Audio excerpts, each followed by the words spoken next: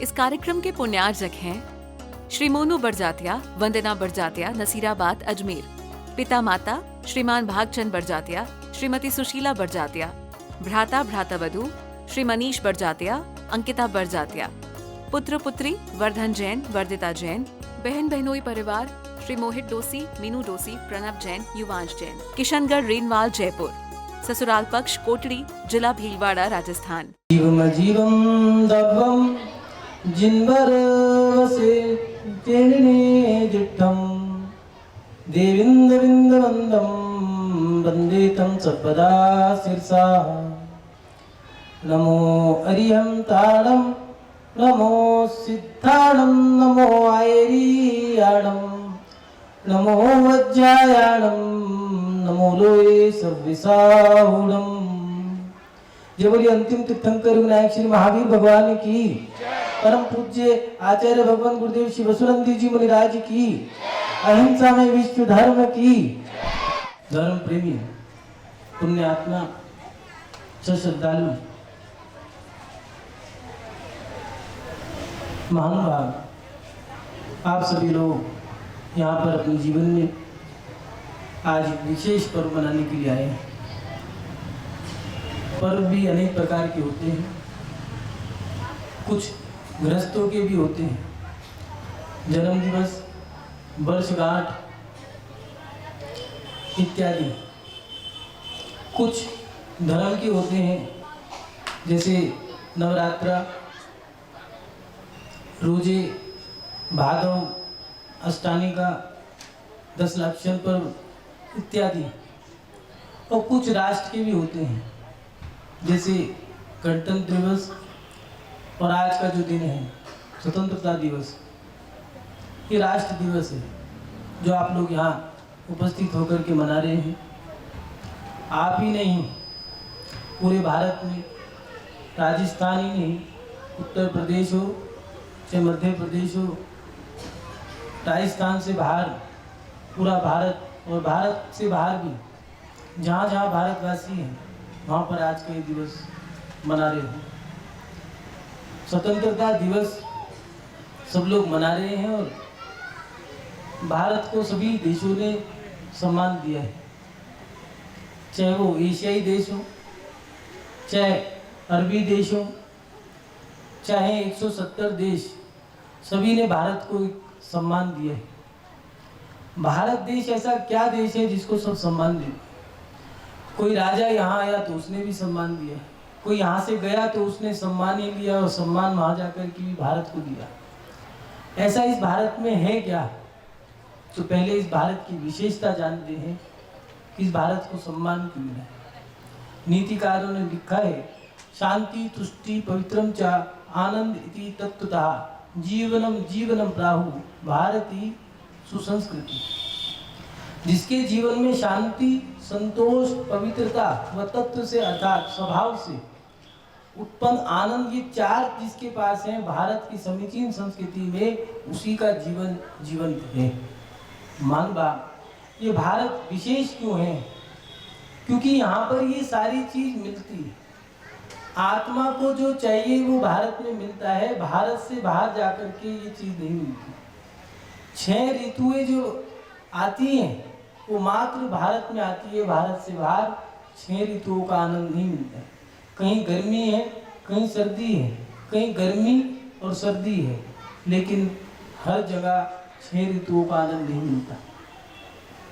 ये भारत है, इस भारत के अंदर जो मिलता है वो हर जगह नहीं मिलता है। यहाँ शांति है, खेत खलियान, जंगलों के दृश्य, जानवरों की करुणाएं यहाँ पर जो दिखती है वो हर देश में नहीं दिखती।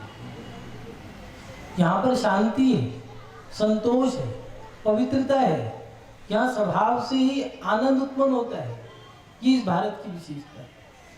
जब सन 1962 में भारत और चीन का युद्ध हुआ तो भारत और चीन के युद्ध में एक घटना घटी कि एक सैनिक घायल हो गया, और जब उस घायल सैनिक को देखा गया तो भारत के एक सैनिक ने देखा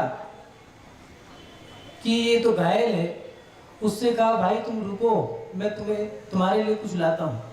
वो अपने पड़ाव पर गया, वहां से भाग करके उसके लिए काढ़ा लेके आया जो सैनिकों को दिया जाता है।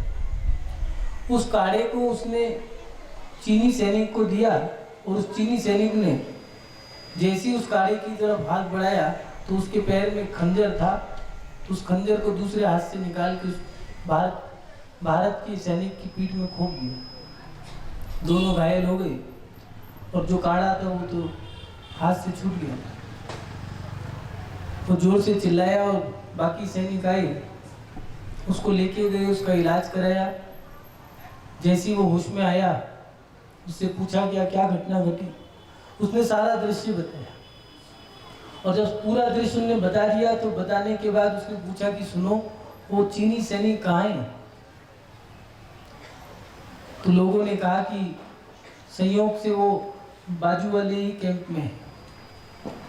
जब सब लोग चले गए तो वो भारतीय सैनिक अपने हाथ में एक चाय का प्याला लेकर के उसके कैंप में गया और जाकर के कहने लगा चीनी सैनिक से, भाई मैं युद्ध की सीमा पर युद्ध क्षेत्र में तुम्हारी मदद नहीं कर पाया, लेकिन वो इच्छा जो मैं वहाँ नहीं कर पाया यहाँ पूरी करूँगा।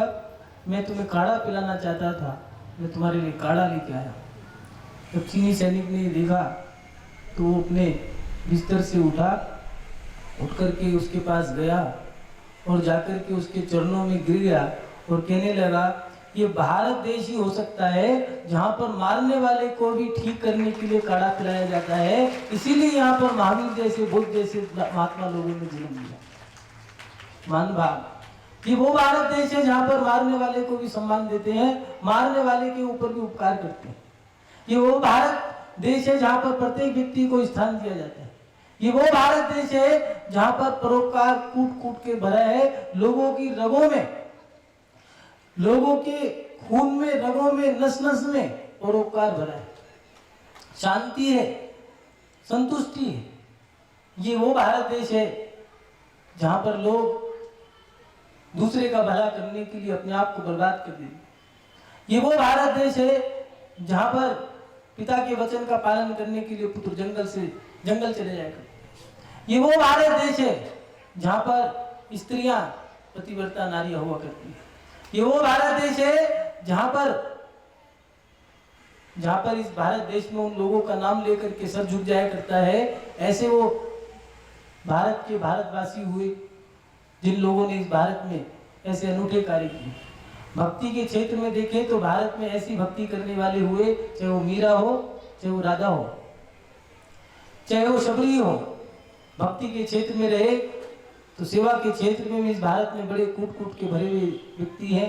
चाहे वो सेवा में विभीषण हो, चाहे रावण कैसा भी हो, लेकिन उसने एक ही बात कही, भैया आपकी सेवा करना मेरा एक कर्तव्य बनता है। राम और लक्ष्मण, पुरुषोत्तम, मर्यादा पुरुषोत्तम श्री रामचंद्र जिनका नाम लिया जाता है, उनको भगवान कहते हैं। लेकिन अगर सेवा करने वाले व्यक्ति का किसी का नाम आता है तो पहले लक्ष्मण का आता है कि अपने जीवन में भाई की सेवा करने के लिए 14 वर्ष वनवास के भी काटे। ये वो भारत देश है जहाँ पर सेवा का क्षेत्र, चाहे भक्ति का क्षेत्र हो, चाहे दान का क्षेत्र हो। भारत देश के अंदर ऐसे ऐसे सूरमा हुए हैं जिन्होंने अपना सर्वस्व इस भारत को न्यौछावर कर दिया। मान भाव, 170 देशों में से भारत जैसा देश नहीं मिलता। जो इस भारत की विशेषताएं हैं वो कहाँ तक बताएं। सभी धर्मों के अंदर, चाहे वो मुस्लिम धर्म हो, चाहे हिंदू धर्म हो, चाहे सिख धर्म हो, ईसाई धर्म हो, चाहे जैन धर्म ही क्यों ना हो, सभी धर्मों में प्रातःकाल उठ करके भगवान की इज्जत करते हैं, पूजा करते हैं, नमाज करते हैं, भक्ति करते हैं और उसके साथ साथ भारत की सुरक्षा के लिए भगवान से दुआ करते हैं, प्रेयर करते हैं।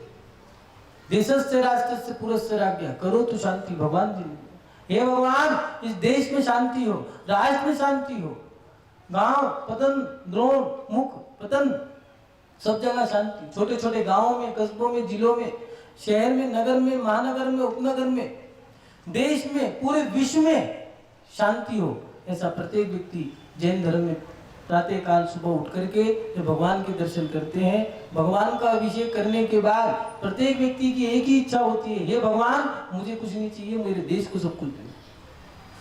उस देश की सुरक्षा के लिए, देश के अंदर महामारी ना हो, शांति धारा पढ़ते हैं तब भी। शिव जी का बद्रीनाथ और केदारनाथ में जब अभिषेक होता है उस समय में 1008 नाम शिव जी के पढ़े जाते हैं, और उसके बाद शिव जी के अभिषेक के समय में भारत की शांति के लिए, विश्व की शांति के लिए यज्ञ किया जाता है, हवन किया। ये भारत के नागरिकों की विशेषता है कि यहाँ पर रहने वाले व्यक्ति अपने जीवन में अपने लिए कम जीते हैं, भारत के लिए ज्यादा नहीं। ये कहावत है, जी के राज में रहिए, ऊकी जैसी कहिए, ऊंट बिलैया लेगी, हाँ जी कहिए। भारत में अगर रहना है तो भारत की संहिता को स्वीकार करना, भारत में रहना है तो भारत के अनुशासनों को पालन करना। भारत के अंदर प्रत्येक व्यक्ति एक इच्छा रखता है कि मुझे भारत देश से कुछ मिले। व्यक्ति चाहता है कि देश मुझे बहुत कुछ दे, देश मुझे ईमानदारी दे, देश मुझे ऊंचाइयों को छूने की कलाएं दे। प्रत्येक व्यक्ति देश के लिए कुछ ना कुछ चाहता है, प्रत्येक व्यक्ति देश से कुछ चाहता है। लेकिन विचार करें कि जो हमने देश से महत्वाकांक्षाएं रखी हैं, क्या देश को उतना दिया है या नहीं दिया? सोचें, विचार करें, चिंतन करें, क्या हमने उतना देश के लिए दिया भी है या नहीं दिया? हर व्यक्ति चाहता है देश साफ हो, साफ सुथरा देश मिले, जहां मेरा मकान हो, गलियां साफ हो, वहां के लोग अच्छे हो, मेरा मकान अच्छा हो, जो मुझे नौकरी मिली है वहां के दफ्तर के व्यक्ति अच्छे हो, सरकार से मुझे अच्छी पेंशन मिले, अच्छी नौकरी मिले, रिटायरमेंट के समय मुझे सम्मान मिले, 26 जनवरी और स्वतंत्रता दिवस के दिन मुझे भी विश्व स्तर पर सम्मान मिले। लेकिन मन में कभी सोचा कि हमने जो सम्मान पाना चाहे, क्या उतना सम्मान हमने दिया है? क्या देश के लिए जितना हमें चाहिए उतना हम देश को दे पा रहे हैं या नहीं दे पा रहे? रात्रि का समय है और चित्र लगे हैं। प्रदर्शनी का एक बहुत बड़ा स्थल है, दरवाजे बंद हो चुके हैं, एक महिला वहां खड़ी है, उस प्रदर्शनी को देख रही है। उस महिला के चेहरे पे एक अलग ही तेज है, चेहरे पे मुस्कुराहट है, आंखों से आंसू बह रहे हैं और आंचल उसका भीगा हुआ है। दर्शनी जो लिखी है, रची गई है, वो चित्र कैसे हैं? कुछ गायें कटी हैं, अन्य छोटे बड़े जानवर हैं, वो भी उनके सर कटे हुए हैं, महिलाएं, बच्चे, उनके शव पड़े हैं, लहू बह रहा है। कुछ लोग आपस में लड़ रहे हैं, भाई भाई को मार रहा है, बच्चे माँ बाप का अपमान कर रहे हैं। उस दृश्यता में ये दृश्य दिखाए गए। वो महिला रो रही है और वो महिला और कोई नहीं, भारत माता है। भारत माता आज रोती है। भारत ऊंचाइयों पे बहुत पहुंच चुका है। पिता की पूजा प्रतिष्ठा सम्मान के लिए, अपने पिता का वचन पालन करने के लिए राज्य में छोड़ करके वनवास चले जाएगा। ये वो भारत देश था, भाई भाई के साथ बैठा करता था, एक थाली में भोजन किया करते थे। लेकिन आज देश में हर व्यक्ति इच्छा करता है कि मुझे देश से कुछ मिले, लेकिन हमने देश के लिए किया क्या है? हम देश के लिए कर क्या रहे हैं, ये सोचना पड़ेगा।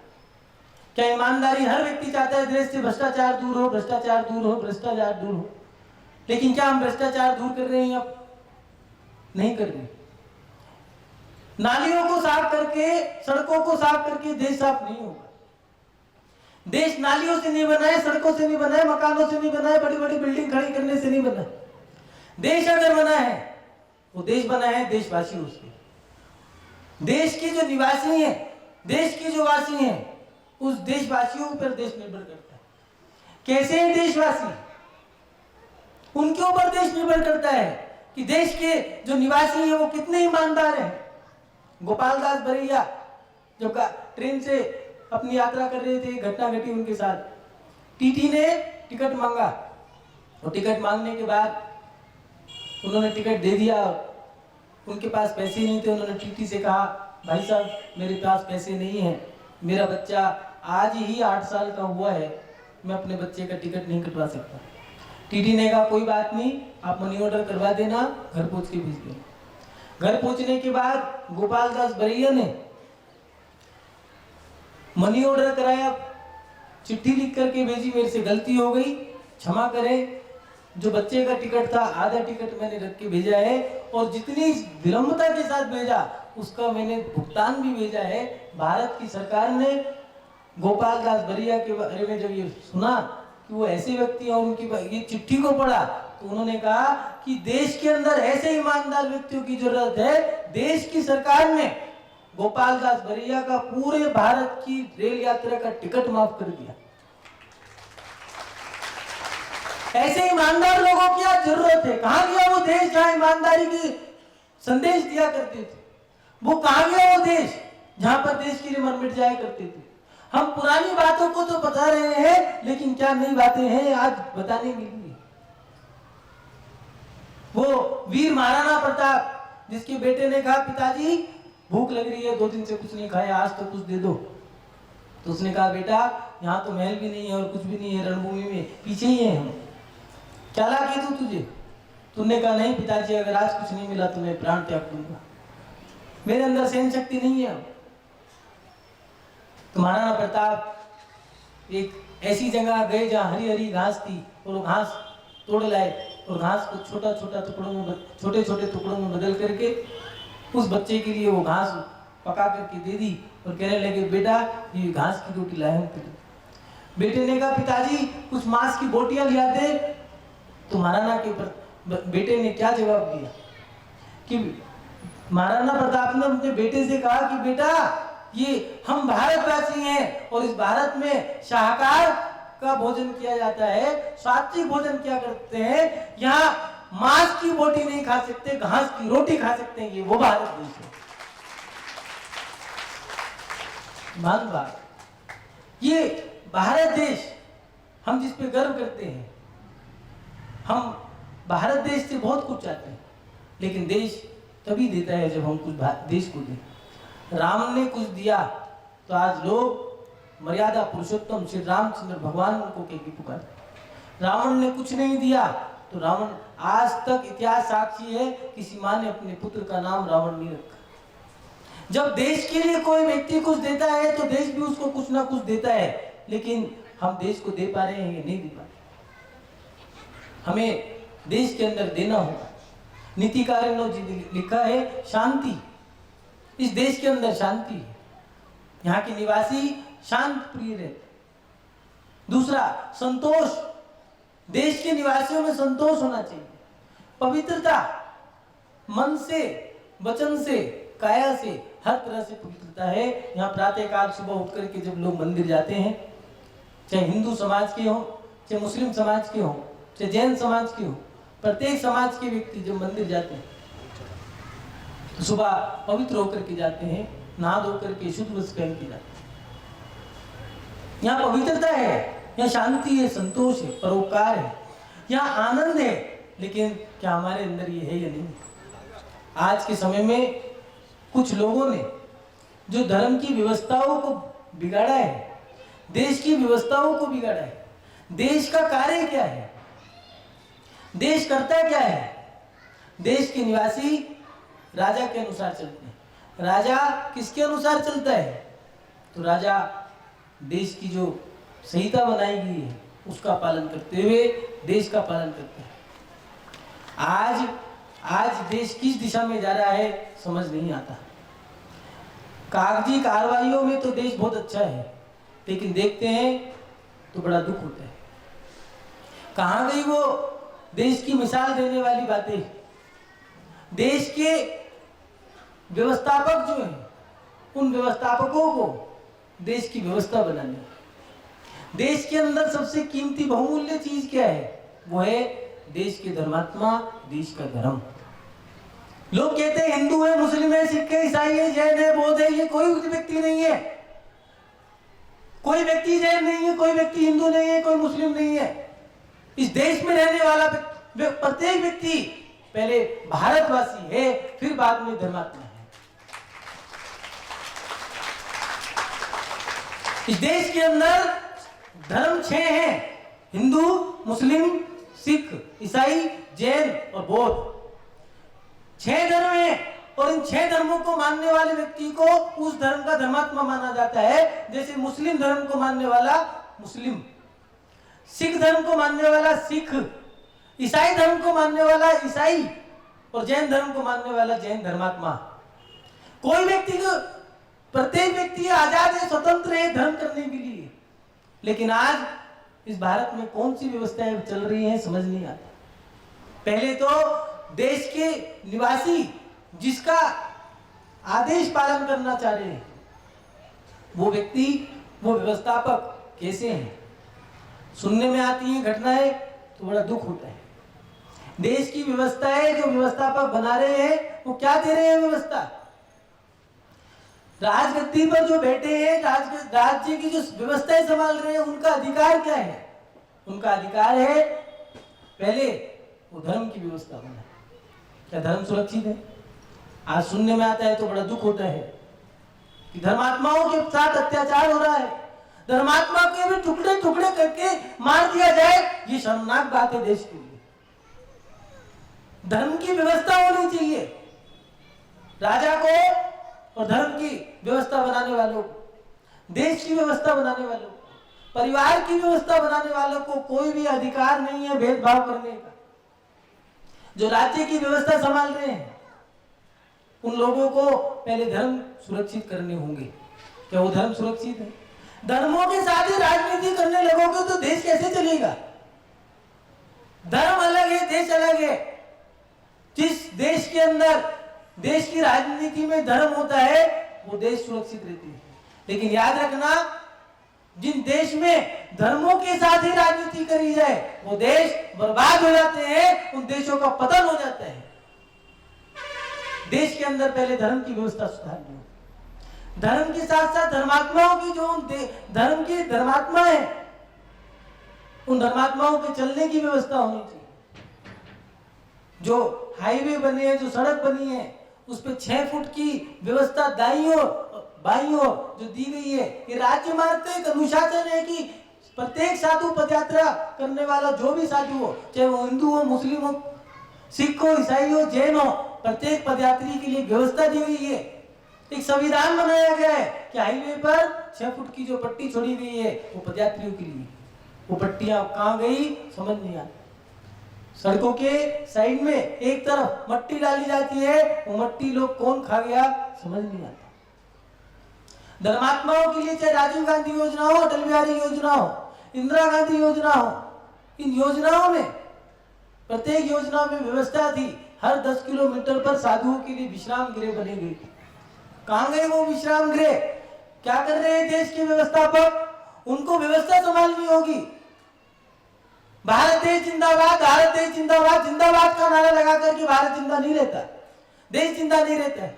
देश के अंदर प्रत्येक वस्तु, व्यक्ति, इनकी व्यवस्था बना करके देश सुरक्षित रहता है। आज पदयात्री सुरक्षित नहीं है। आए दिन सुनने में आता है उस पदयात्री को मार दिया गया, उस साधु की हत्या हो गई, वो साधु मर गया, चाहे हिंदू साधु हो, चाहे जैन साधु हो, चाहे श्वेतांबर साधु हो, प्रत्येक साधु पे अत्याचार। देश के व्यवस्थापकों को ये व्यवस्था सुधारनी होगी। दूसरा, देश के अंदर से भ्रष्टाचार भी खत्म करना होगा। साधु अगर संदेश दे रहे हैं तो इस संदेश को पालन करना प्रत्येक देशवासी का कार्य बनता है। मान भाव, आज देश के नाम एक संदेश जो दिया जा रहा है, दिगंबर साधु धर्म की बातें करते हैं, देश के लिए संदेश। जब आपातकालीन स्थिति आ जाती है या देश पे आपत्ति आती है या देश में आतताई हो जाती है, तब जाकर के दिगंबर साधु देश के लिए भी एक संदेश देते हैं। आज देश के अंदर कुछ आतताई लोगों ने देश के अंदर ये व्यवस्था बना दी है, ये अफवाहें फैला दी हैं कि हिंदू अलग है, मुस्लिम अलग है, जैन अलग है, बौद्ध अलग है, सब हिंदू है, कोई मुस्लिम नहीं है, कोई कुछ नहीं। ये बातें, ये अफवाहें, जिन आतताई लोगों ने ये अफवाहें उड़ाई हैं, ये गलत है। जब देश आजाद हुआ था उस समय बताओ कौन व्यक्ति हिंदू था कौन मुस्लिम था? जो देश के लिए मर मिटने वाले थे, आपने पूछा उनसे कि कौन हिंदू है कौन मुस्लिम है? क्या जैन लोगों ने बलिदान नहीं दिया? याद रखो इतिहास को। वीर भामाशाह जब युद्ध करना था महाराणा प्रताप को, तो वीर भामाशाह ने आज भी उस समय कहा कि महाराणा प्रताप, ये जो मंदिर बनाने का जो पैसा है मैं दिल खोल करके तुम्हें देता हूं, पहले देश को बचाओ फिर मैं धर्म को बनाऊंगा। तो बलिदान याद करो देश के गद्दार हैं वो लोग जो देश का पैसा खा जाते हैं और देश में फूट डालते हैं। जिन लोगों ने देश के अंदर भ्रष्टाचार बना रखा है उसको हटाना पड़ेगा। देश की व्यवस्थाओं को सुधारना पड़ेगा। पहले देश के लोग अंतरिक्ष में जा चुके हैं, अंतरिक्ष में जाने से कुछ नहीं मिलेगा, लेकिन देश की व्यवस्थाओं को पहले ठीक करना होगा। भाई भाई को लड़ाने का काम जिन्होंने किया है उसको ठीक करना होगा। देश के अंदर हिंदू मुस्लिम जैन ये किसने फैलाया? ये जैन धर्म, हिंदू मुस्लिम धर्म, सिख ईसाई धर्म, बौद्ध धर्म, ये सम्माननीय थे, आदरणीय। ये धर्मात्माओं की बातें जो है वो धर्मात्माओं की बातें हैं, शास्त्रों की बातें शास्त्रों की हैं, लेकिन देश से इसका कोई ताल्लुकात नहीं। देश के अंदर सब धर्म एक है। तो देश आजाद हुआ था, देश की आजादी के समय सभी ने बलिदान दिया था। वो हिंदुओं ने भी दिया था, मुस्लिमों ने भी दिया था, सिखों ने भी दिया था, जैनों ने भी दिया था, बौद्धों ने भी दिया था। महाराणा प्रताप कौन थे? राजपूत थे। राजस्थान की शान जिनको कहते हो कौन थे वो व्यक्ति? वो हिंदू थे। बाबा साहब जी ने दान दिया वो कौन व्यक्ति थे? वो जैन थे। झांसी की रानी कौन थी? बिस्मिल्लाह खां कौन था? लाला लाजपत राय जिन्होंने लाठी खाकर के बीच चौराहे पर बलिदान दे दिया, अपनी जान दे दी, कौन थे वो व्यक्ति? चंद्रशेखर आजाद, भगत सिंह। आप लोगों ने इनसे पूछा कि आपकी कौन जाति है, आप कौन है? जब देश आजाद कराना था तब आपने जाति नहीं पूछी। आज 70 साल 75 साल बीत गए देश को, तो आप जाति पूछते हो, गलत है। जिन लोगों ने अफवाह फैलाई है उसको ठीक करना होगा। भारत के अंदर विदेश में नाम फैलाने से भारत का कुछ नहीं होगा। पहले भारत देश सुरक्षित है या नहीं है ये देखो। भारत के देशवासी सुरक्षित है या नहीं है? भारत को 1 नंबर पे लिया है, 2 नंबर पे लिया है, 5 नंबर पे लिया है, ऐसा कोई फर्क नहीं पड़ता। आप 5 नंबर पे लिया है, टैक्स बढ़ाते जाओगे तो देशवासी कुछ नहीं होंगे। देश गरीबी में मरता जाए, देश टैक्स दे दे करके जिसकी कमर तोड़ दी जाए, ऐसे देशवासी जो खुश नहीं है। आप 2 नंबर पे लिया कोई बात नहीं, लेकिन देश ऊंचाइयों को छू ले और देशवासी दुखी हो, ऐसी ऊंचाइयों को हमें नहीं चाहिए। कि देश वो था जो रोटी पर नमक रख करके खाने वाला वो देश था, लेकिन खुशी थी, खुश थे। आज बड़े बड़े मकान हैं, अच्छी अच्छी नौकरी है, लेकिन क्या कारण है? क्या कारण है? देश ऊंचाइयों को छू रहे फिर भी भारत देश के वासी विदेशों में जाकर के नौकरी करते हैं। क्यों भारत के लोग देश छोड़ करके विदेशों में जा रहे हैं? क्यों ऐसी क्या बातें हैं कि विदेशों में आने वाले लोग तो देश की प्रशंसा कर रहे हैं, लेकिन देश के वासी देश छोड़ करके जा रहे हैं? ऐसा क्या कारण है? महानुभाव, हमें इसे सुधारना होगा। हिंदू मुस्लिम सिख ईसाई जैन बौद्ध इन सभी लोगों ने जब देश आजाद हुआ था बलिदान दिया। हमें देश सुरक्षित करने के लिए बीड़ा उठाना होगा, भ्रष्टाचार को कम करना होगा। जिनको व्यवस्थाएं सौंपी गई हैं या जो व्यवस्था बना रहे थे या बना रहे हैं, अगर गद्दी पे बैठने वाला व्यक्ति भ्रष्ट हो, जिस व्यक्ति ने धर्म के साथ ही राजनीति खेली हो, जो व्यक्ति धर्मात्माओं को ही अपमान कर रहा हो, जो व्यक्ति देश की गद्दारों को ही सम्मान दे रहा हो, वो व्यक्ति कैसे देश को सुरक्षित रखे? देश की गद्दी पे ही गद्दार बैठे हो, भ्रष्टाचार जो है करने वालों को ही अगर देश की जनता सम्मान से देश की गद्दी दे देगी तो कैसे देश चलेगा? 100 करोड़ 200 करोड़ 500 करोड़ 1000 करोड़ 10,000 करोड़ 1,000 करोड़ 10,000 करोड़ 1,00,000 करोड़ घोटाले की भी तो कोई गिनती होती होगी। जिसने जितना बड़ा घोटाला किया है उस व्यक्ति को उतनी बड़ी गद्दी, ये गलत है। भारत के अंदर भारत जिंदाबाद का नारा लगा करके भारत सुरक्षित नहीं हो सकता। तिरंगा झंडा फहराने से भारत सुरक्षित नहीं हो सकता है। भारत की व्यवस्थाएं बनानी होगी। भारत के अंदर धर्म के साथ साथ धर्मात्माओं को सुरक्षित रखना होगा। धर्म के साथ साथ धर्मात्मा और धर्मात्माओं के साथ साथ प्रत्येक भारतवासी को सुरक्षित रखना होगा। आज भाई भाई एक साथ नहीं बैठ पा रहे। पैसे की होड़ में आज व्यक्ति एक साथ नहीं बैठ पा रहा। बच्चों का, बड़ों का, बुजुर्गों का, छोटे से बच्चे का भी एक ही सपना है, मैं बड़ा हो जाऊं, मैं पढ़ लिख करके बहुत बड़ा बन जाऊं। कैसे बड़े बनोगे? पैसा कमाने। कहां गए वो संस्कार? हमारे संस्कार जो भारत देश के अंदर थे, माता बहनें संस्कार दिया करती थी, बेटा तुझे महाराणा प्रताप जैसा बनना है। वो छोटी सी लड़की जिसको घोड़ा चलाना आता था, तीरंदाजी, तलवार चलाना, ढाल से सुरक्षा करना, ये चारों चीजें उसको 5 साल की उम्र में ही आया करती थी। 4-5 साल की उम्र में वो छोटी सी बच्ची जो थी, उसकी आदर्श कौन थे? महाराणा प्रताप, वीर शिवाजी, ये उसके आदर्श थे।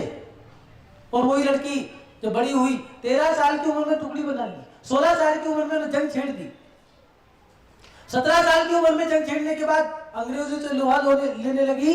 वही लड़की 23 साल की उम्र में 1000 अंग्रेजों को मार के मरने वाली वो लड़की, जिसको आप कहते हो खूब लड़ी मर्दानी, वो तो झांसी वाली रानी थी। ऐसी वो झांसी की रानी जिससे अंग्रेज भी डरते थे। उसके संस्कार देखो, उसके माता पिता ने उसको क्या पढ़ाया? देशभक्ति बढ़ाई। आज माता पिता क्या पढ़ा रहे? देश के प्रत्येक नागरिक को देश के लिए जीना होगा। भ्रष्टाचार कोई व्यक्ति कम नहीं कर सकता। जब तक हम अपने आप को शुरू नहीं करेंगे तब तक भ्रष्टाचार कम नहीं होगा। आदमी कहता है काम नहीं है, काम नहीं है, काम नहीं है, काम तो करते नहीं है।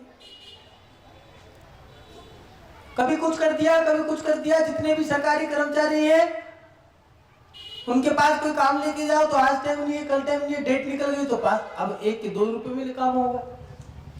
ये कोई देश की व्यवस्था है? इन व्यवस्थाओं को सुधारना होगा। जिस देश के अंदर देशवासी सुरक्षित ना हो, धर्म सुरक्षित ना हो, धर्मात्मा सुरक्षित ना हो, वो देश कैसा है? मान भाव, आज कितना समय बीत गया।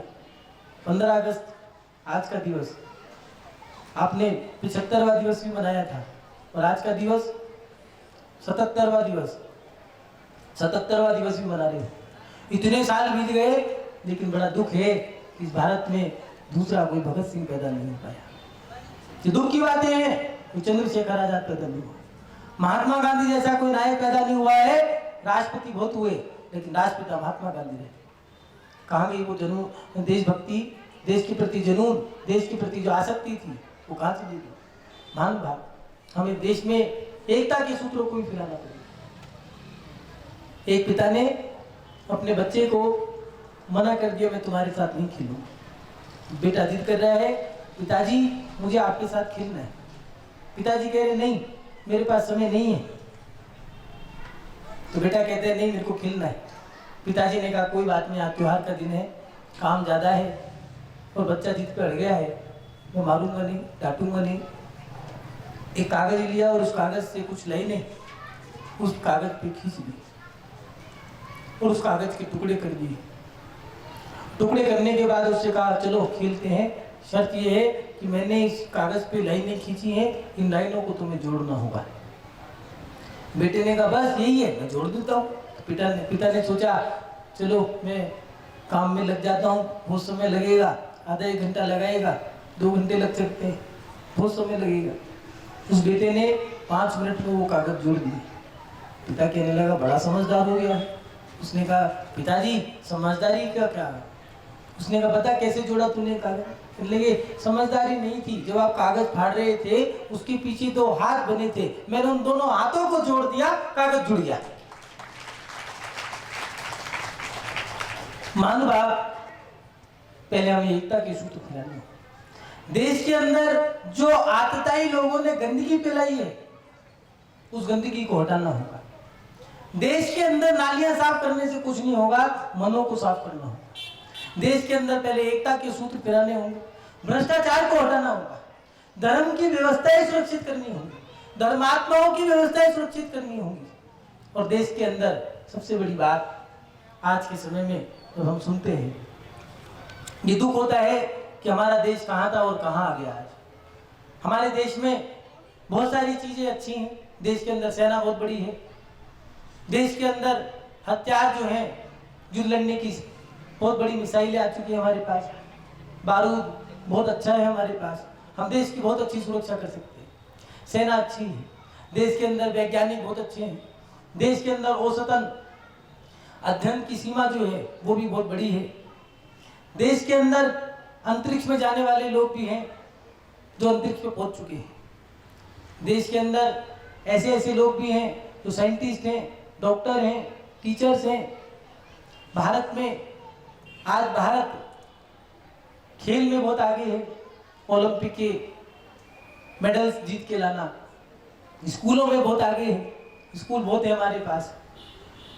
आज भारत के अंदर जो देशवासी हैं उन देशवासियों के पास बहुत सारी चीजें हैं। आज गरीब से गरीब बच्चा भी बड़ा होकर पढ़ लिख करके बड़ा बनना चाहता है। पहले अनपढ़ लोग थे, आज सब पढ़े लिखे। देश बहुत आगे बढ़ रहा है, हम देख रहे हैं। लेकिन आज जो देश देख रहे हैं, देश की जो व्यवस्थापक है, मन में कभी कभार विकल्प आता है कि देश ऊंचाइयों को छू रहा है, लेकिन व्यवस्थापक कैसे हैं। पहले बच्चों का सपना हुआ करता था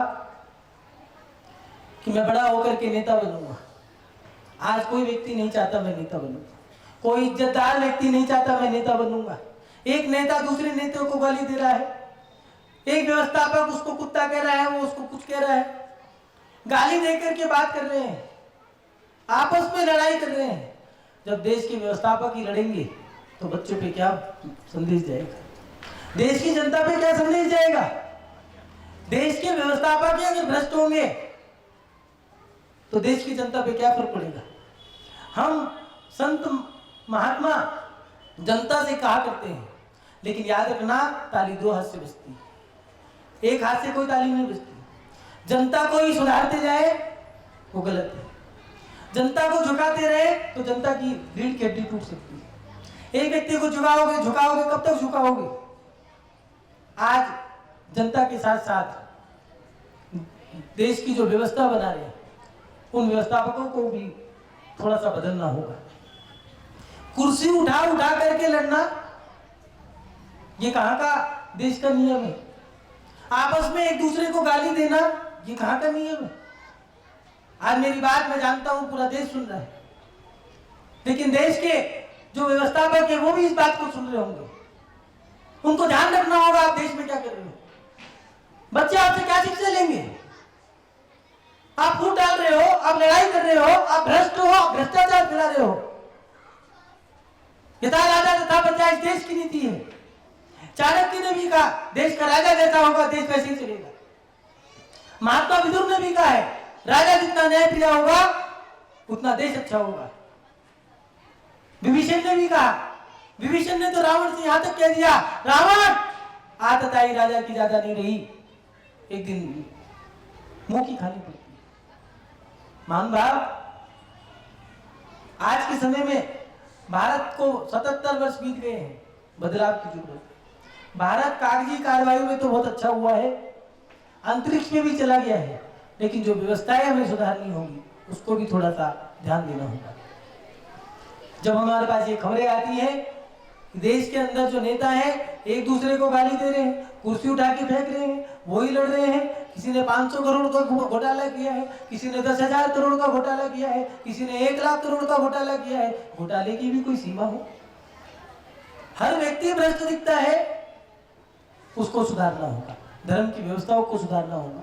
धर्म की साधु जो है, महात्मा है, धर्मात्मा है, उन धर्मात्माओं को भी व्यवस्थाएं देनी होगी, एकता के सूत्र फैलाने होंगे। कोई हिंदू नहीं है, कोई मुस्लिम नहीं है। हिंदू, मुस्लिम, सिख, ईसाई, जैन, बौद्ध, एक बार फिर सुन ले इस बात को, कान खोल के सुने। हिंदू, मुस्लिम, सिख, ईसाई, जैन, बौद्ध ये धर्म है। इन धर्मों का पालन करने वाला वो व्यक्ति उस धर्म का धर्मात्मा है।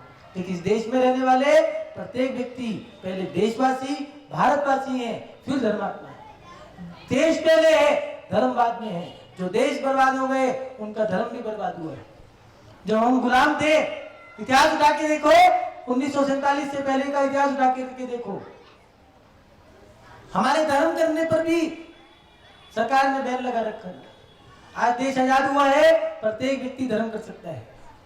मान भाव कई देश ऐसे हैं जहाँ पर उन्हीं की चलेगी, उन्होंने कहा यही धर्म चलेगा, यही धर्म चलेगा। लेकिन भारत देश ऐसा है जहाँ पर सभी धर्म चलेंगे, सभी धर्म चलते हैं। इसलिए कुछ आदतें लोगों ने हिंदू मुस्लिम, सिख ईसाई, जैन बौद्ध ऐसे जो फूट डालना शुरू किया है, इससे थोड़ा सा बच के रहना। वो आदतें ही है, उनसे बच के रहो। जे भारत देश के अंदर रहने वाला प्रत्येक वासी भारतवासी है। दूसरा, धर्म अलग है, धर्मात्मा नहीं। हर व्यक्ति को अधिकार है हर धर्म का पालन करने का। तीसरा, कोई भी व्यक्ति जबरदस्ती किसी भी धर्म को मनाने की आवश्यकता नहीं है। आज जो लव जिहाद चल रहा है, देश उस पर भी थोड़ा ध्यान दे। देश के वासी और देश के व्यवस्थापक उसके ऊपर भी ध्यान दे। क्या देश किस दिशा में जा रहा है? किसी से जबरदस्ती शादी करके उससे अपना धर्म मनवाना, ये कहीं भी संविधान में नहीं आया है। सन 1869 का जो संविधान है, उसमें महावीर भगवान की फोटो लगी है, उसमें पूरा प्रमाण दिया है। उस संविधान को पालन करते हुए कहीं भी नहीं लिखा है कि किसी लड़की से शादी करके उससे जबरदस्ती आप अपना धर्म बनवाओ। ये संविधान गलत है। अगर अभी इसका कोई पालन करता है तो इस संविधान को जो कह रहे हैं शादी करो फिर हमारा धर्म अपनाओ, ये नया संविधान जो बना है ये गलत है। अगर बना है तो गलत है, नहीं बना तो उसको सुधारे। मानव देश के अंदर जो लव जिहाद चला है, उससे धर्मों में जो दिक्कतें आ रही है, धर्मात्माओं को जो परेशानी हो रही है, उसको सुधार करें। दूसरा कि आज युवा पीढ़ी को आगे ला करके जिन लोगों ने, ऐसा नहीं देश की गद्दी होती है, समाज में, शहर में, गांवों में, कस्बों में, नगरों में, महानगरों में हर जगह गद्दियां हैं, व्यवस्थापक हैं। ऐसा नहीं है देश के व्यवस्थापक हो, धर्म के भी व्यवस्थापक हैं। लेकिन कुछ लोगों ने गद्दी पकड़ करके बैठ गए हैं जो उनको गद्दी छोड़नी पड़ेगी। युवाओं को भी स्थान देना पड़ेगा। युवा आगे आना चाहते हैं, उन युवाओं को भी देश के लिए आपको स्थान देना चाहिए। जो पुरानी सोच के लोग हैं, नई सोच वालों को भी आगे आने का। भारत के अंदर धोती कुर्ता पजामा चलता था। पहले धोती कुर्ता था, उसके बाद कुर्ता पजामा आया। आज देश की संस्कृति कैसी हो गई है, उसको थोड़ा ध्यान रखना हो। मानव देश की सुरक्षा को बनाए रखने के लिए प्रत्येक देशवासी को इसका पालन करना होगा। आज देश के नाम एक संदेश जो साधु के माध्यम से पहुंचना है। मानव दिगंबर साधु धर्म का संदेश देते हैं, लेकिन कभी कभार ऐसी परिस्थितियां भी आ जाती हैं, देश के लिए भी संदेश देना होता है। आज की स्थिति साधुओं को आगे आने की पड़ रही है। आज संदेश देने का कारण क्या रहा? जब देश के व्यवस्थापक लड़ना शुरू कर देंगे तो महात्मा साधुओं को भी आगे आना पड़ता है। ऐसा नहीं आज ही आए हो, पहले भी आचार्य देशभूषण स्वामी जी जो राष्ट्र गुरु रहे, उन्होंने भी विधानसभा में प्रवचन दिया था। आज का भी दोबारा समय ऐसा आया है जहाँ पर देश के अंदर एक संदेश देना आवश्यक पड़ गया। इसलिए मैं प्रत्येक देशवासी से यही कहना चाहूँगा कि वो अपने जीवन में संकल्प ले कि हम संपूर्ण रूप से, मन से, वचन से, काया से, संपूर्ण रूप से देश के लिए जिएंगे और संपूर्ण रूप से मन से, वचन से, काया से, ईमानदारी से, श्रद्धा से, भक्ति से, समर्पण के साथ हम धर्म के लिए भी जिएंगे। धर्म के अंदर भी आज देश के कुछ व्यक्तियों के कारण धर्मों के अंदर भी गिरावट आई है। यथा राजा तथा प्रजा, जैसा राजा होगा, जैसा देश के व्यवस्थापक होंगे, वैसे ही धर्म होगा। मानव आज धर्म में भी देश के कारण गिरावट आती जा रही है।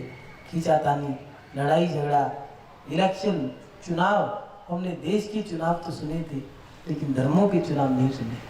लेकिन आज ऐसी आदत आई हो गई है कि धर्मों के अंदर भी एक बटालियन बुला करके चुनाव हो रहे हैं, बंदूक की नोक पे चुनाव हो रहे हैं। कैसे चलेगा ये? देश को चलाना है तो धर्मों को सुरक्षित रखो, देश की व्यवस्था को सुरक्षित रखो, तब जाके धर्म सुरक्षित होगा। प्रत्येक, मुझे उम्मीद है भारत के जितने भी भारतवासी आज मेरी वाणी को जो सुन रहे हैं, मुझे उम्मीद है प्रत्येक भारतवासी इस बात को स्वीकार करेगा मुझे उम्मीद है कि जो समाजों ने मुझे सम्मान दिया है वो मेरी बात को मान करके उन्हें सम्मान देंगे, इस बात का मुझे विश्वास है। मान भाग इन्हीं शब्दों के साथ प्रत्येक देशवासी खुश रहे, प्रसन्न रहे, प्रत्येक देशवासी आबाद रहे, खुशहाल रहे, देश के हर कोने में खुशी हो, देश के हर कोने में ईमानदारी हो, प्रकृति समय पे वर्षा करे, खेत खलियान सुरक्षित रहें, किसानों की इच्छा के अनुसार वर्षा हो, भारत में शांति हो, खुशहाली हो, ईमानदारी हो, धर्मों में श्रद्धा हो, समर्पण हो, खुशहाली हो। यही मैं प्रत्येक भारत के निवासी के लिए, प्रत्येक धर्मात्मा के लिए भावना गाता हूँ और यही आशीर्वाद देता हूँ। इन्हीं शव श्रृंखला के साथ मैं अपनी शव श्रृंखला को विराम देता हूँ। जय बोलिए परम पूज्य आचार्य गुरुदेव शिवसुनंदी जी मुनिराज की, अहिंसा में विश्व धर्म की। इस कार्यक्रम के पुण्यार्जक थे श्री मोनू बड़जात्या, वंदना बड़जात्या, नसीराबाद, अजमेर। पिता माता श्रीमान भागचंद बड़जात्या, श्रीमती सुशीला बड़जात्या। भ्राता भ्रातावधू श्री मनीष बड़जात्या, अंकिता बड़जात्या। पुत्र पुत्री वर्धन जैन, वर्दिता जैन। बहन बहनोई परिवार श्री मोहित डोसी, मीनू डोसी, प्रणव जैन, युवांश जैन। किशनगढ़, रेनवाल, जयपुर। ससुराल पक्ष कोटड़ी, जिला भीलवाड़ा, राजस्थान।